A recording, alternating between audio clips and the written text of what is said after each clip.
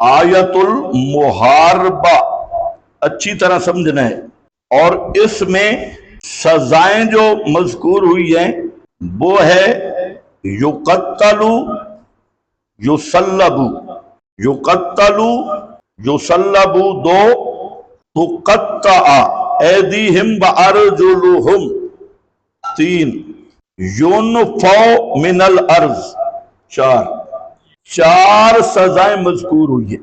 ذالک لہم خزی فی الدنیا۔ اب آیت محاربہ میں دو قسم کے لوگ ہیں، ایک تو محاربہ بالکفار، اور بسا اوقات یہ محاربہ بالمومنین بھی ہوتا ہے بغاوت کی صورت، یا ڈاکو اور اس قسم کے باغی وارداتی اہل ایمان بھی ہوتی ہے۔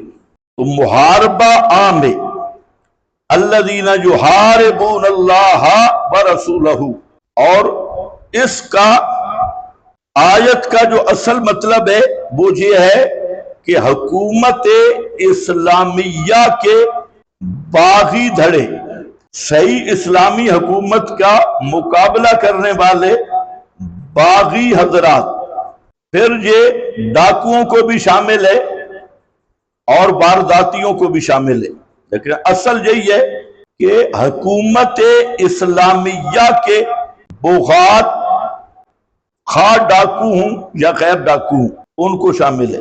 اور اس میں امام مالک رحمت اللہ علیہ کی جو بات ہے وہ بہت زبردست ہے اور بالکل مزاج آیت کے موافق ہے۔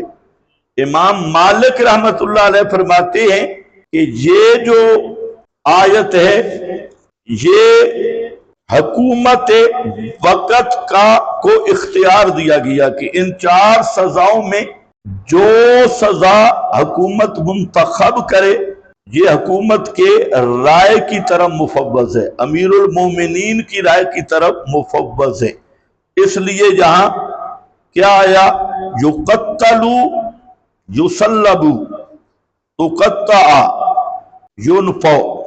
تو امام مالک فرماتے ہیں کہ چار سزاؤں میں جو سزا حکومت وقت امیر المومنین دینا چاہے جس جرم کی، تو وہ دے سکتا ہے ان باغیوں کو، اور اس پر جو قرینہ ہے وہ زبردست ہے، ان یقتلو، یقتلو نہیں ہے، یقتلو کا معنی ہوتا ہے ٹکڑے ٹکڑے کرنا، یقتلو یعنی مبالغہ فی القتل، جس کو ہم کہتے ہیں عبرت کا نشان بنانا، نشان عبرت بنانا۔ اسی طرح یسلبو، اس میں بھی زیادت معنی ہے، تو قطع میں بھی زیادت معنی ہے، تو یہ تینوں زیادت المبانی تدل علی زیادت المعانی کے قبیل سے حاصل یہ ہے کہ حکومت وقت امیر المومنین جو عبرت ناک سزا دینا چاہے ان باغیوں کو، تو یہ او تخییر کے لیے ہے، اور یہ اختیار حکومت اور امیر المومنین کا ہے۔ سمجھ گئے یا نہیں؟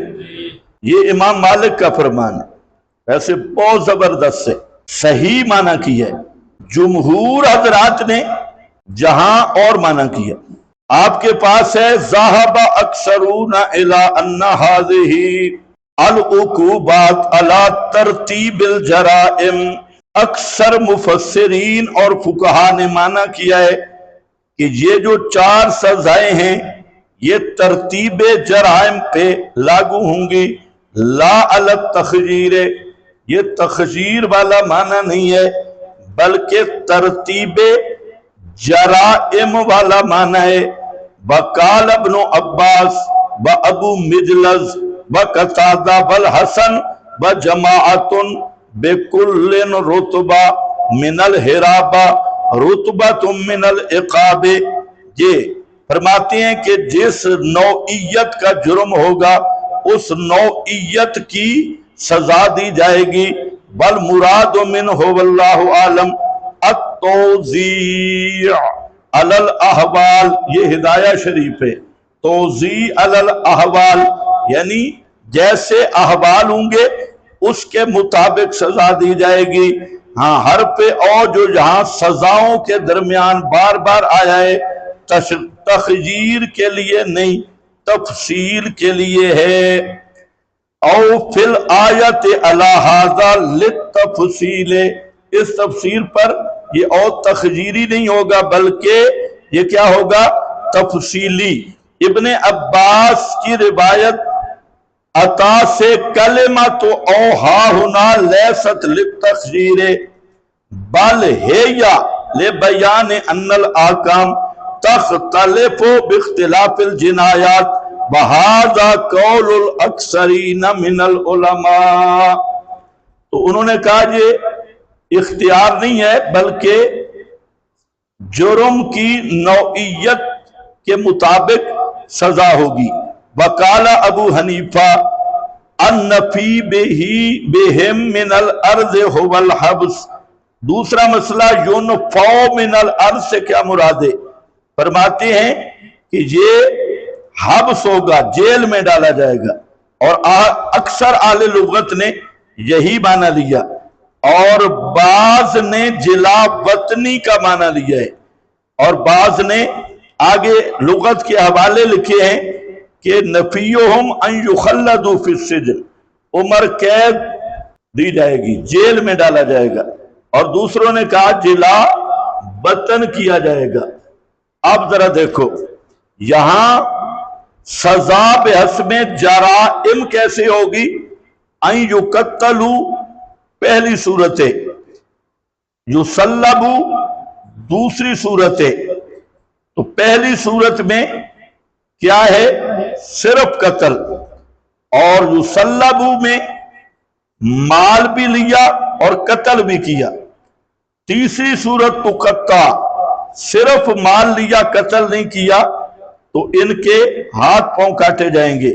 اور چوتھی صورت ہے کہ ارادہ تھا لیکن نہ مال لیا نہ قتل کیا، صرف ارادہ ڈرایا دھمکایا، تو ان کی سزا جیل ہوگی۔